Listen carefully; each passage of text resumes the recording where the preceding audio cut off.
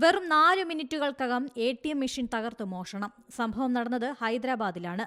30 ലക്ഷത്തോളം രൂപയാണ് കവർച്ചാ സംഘം കവർന്നത്. തെലങ്കാനയിലെ രംഗറെഡ്ഡി ജില്ലയിലെ SBI ATMിലാണ് കവർച്ച നടന്നത്. ATM മുറിക്കുള്ളിലെ ക്യാമറയിൽ മോഷണ ദൃശ്യം പതിഞ്ഞു. പുലർച്ചെ 1:56-നായിരുന്നു മോഷണം നടന്നത്. കാറിലെത്തിയ 4-അംഗ സംഘമാണ് മോഷണം നടത്തിയതെന്നാണ് കരുതുന്നത്. മോഷ്ടാക്കൾ അകത്തു കയറും മുൻപ് പുറത്തുള്ള CCTV ക്യാമറയിൽ എന്തോ വസ്തു സ്പ്രേ ചെയ്തിരുന്നു. ശേഷം എമർജൻസി സൈറൻ മുഴങ്ങാൻ സ്ഥാപിച്ചിരുന്ന വയറുകൾ കട്ട് ചെയ്താണ് മോഷണം നടത്തിയത്. കൗണ്ടറിനുള്ളിലുണ്ടായിരുന്ന CCTV ക്യാമറ മറയ്ക്കാതിരുന്നതിനാൽ ദൃശ്യങ്ങൾ ക്യാമറയിൽ പതിഞ്ഞു. ഇരുമ്പ് ദണ്ടുകളും ഗ്യാസ് കട്ടറുമായാണ് മോഷ്ടാക്കൾ അകത്തു കടന്നത്. 3 പേർ അകത്തു കടന്നപ്പോൾ ഒരാൾ പുറത്ത് കാവൽ നിൽക്കുന്നതും CCTVയിൽ കാണാം. ഗ്യാസ് കട്ടർ ഉപയോഗിച്ച് മെഷീൻ മുറിച്ചു മാറ്റിയ ശേഷം അകത്തുണ്ടായിരുന്ന 30 ലക്ഷം രൂപ കവർന്നു. കൃത്യം നടത്തി 4 മിനിറ്റിന് ശേഷം ഇവർ മടങ്ങുകയും ചെയ്തു. സംഘത്തിൽ 5 പേർ ഉണ്ടായിരുന്നെന്നും ഒരാൾ വാഹനത്തിൽ തന്നെ ഇരിക്കുകയായിരുന്നുവെന്നുമാണ് പോലീസ് നിഗമനം. മോഷണ സംഘത്തിന്റെ കാർ കേന്ദ്രീകരിച്ചുള്ള അന്വേഷണം തുടരുകയാണ്.